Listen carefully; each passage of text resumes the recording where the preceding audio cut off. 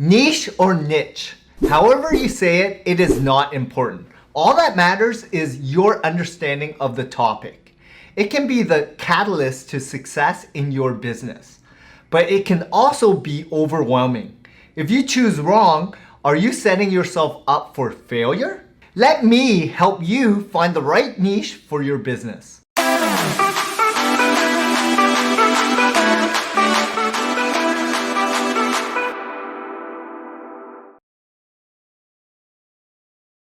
Hi, welcome back to the channel. If you're new here, my name is John Vong, and I'm here to help you grow your business. Today, we're going to talk about finding the right niche for your business. Let's first define what that is. A niche is a specific part of the market that a business can choose to excel in. You can't offer a service or product that's for everybody. A target audience of everyone is huge, and the possibility of your business upping the ones that are already there is very slim. Instead, you should choose to stick to a smaller target audience and be the gold standard in your niche. Here are some examples of niche markets: gamers, pet owners, remote workers, health nuts. There are tons more. And you can even niche down further than this. For instance, my niche is small business owners. But even further than that, it's service-based businesses. Let me know in the comments what your niche is. I'm going to tell you 4 things that you should consider when choosing the right niche for your business. The first one is to start with yourself. You're here looking for a niche for a business that you want to start.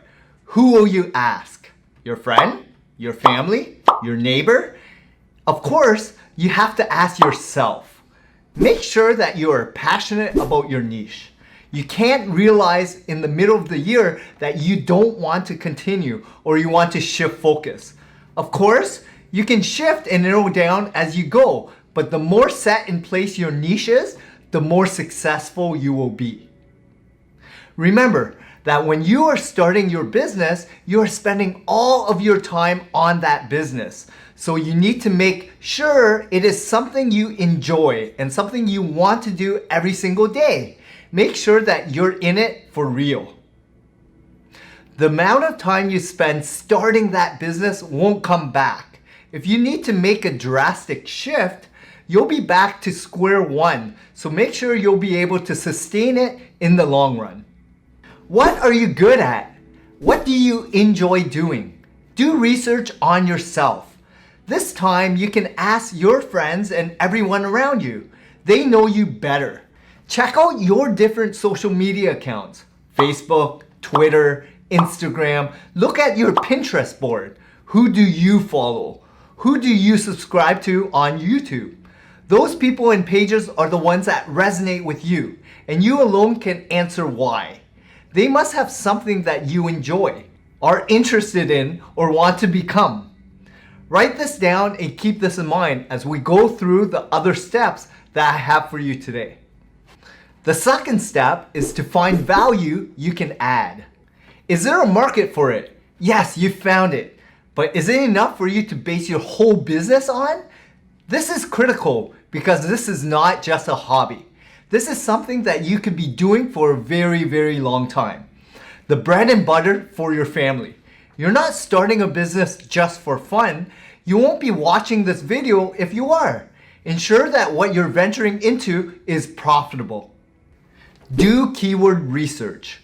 Google has a keyword planner tool that you can use to see if the business that you're choosing has enough search volume or interest online. There are also other places where you can do that too. Google Trends, Uber Suggests, keywordtool.io. You can also use related keywords and see a broader side of the market. If it's high enough, then great. If not, then scrap it and figure out how you can alter your market to make it make sense. If the market isn't there, take a step back. You don't have unlimited finances to do testing. Look for ways that you can add more to it. What value can you add? The services or products that you will be offering can already be available. And that doesn't mean you should scrap the idea. What makes yours different?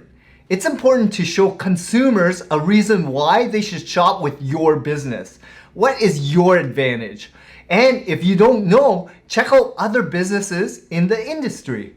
What are their strengths and their weaknesses and their gaps in the marketplace? If you can find those, you can fill them and set yourself apart. Thirdly, check for competition.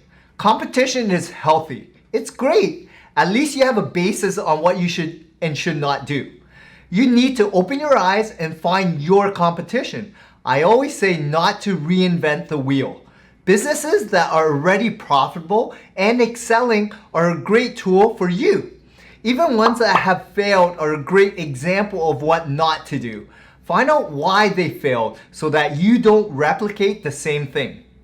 Check up on competition online and offline to really understand their business. Purchase from them. Become one of their customers and see what they're lacking. What kind of products are they offering? How do they handle their customers? What do their social media pages look like? Their website. Write it all down and analyze what they could be doing better. Maybe you can pencil in some experience that you've had in other places as well that can relate to the business that you will be starting. Take what your competition has done and do it better. Fourth, and finally, test it out. If you have exhausted all of the things on this list, then it might be time to start testing it out. Like musicians or authors, they have pre-orders, so they'll know how many people are anticipating the release of their new song or book. This is a great way for you to see the rise of interest in your product or service. It saves you a lot and you can learn more from this.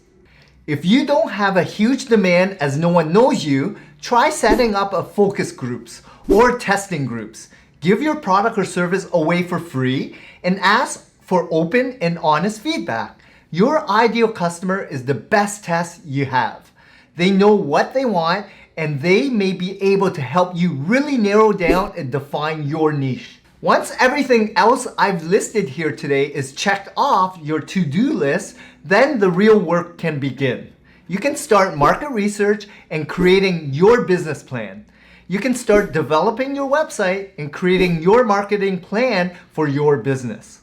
The steps I've outlined today will help you create the foundation of your business. You should start defining your niche as soon as you've decided to start a business. This will ensure that your foundation is solid. And it will also ensure that every part of the planning process is focused on your niche and your target audience. If you wait, it can be too costly to change course once you've already started building your business. So take time on this step. Really think it through and test it. I hope this video can help you narrow down your niche and pick the one that fits best for your business. If you have any other tips, please share them in the comments. Let's help each other create a business that is successful and profitable, starting with a solid niche. Thank you for watching today's video. Be sure to like this video, subscribe, hit that notification bell for new uploads, and let's grow together.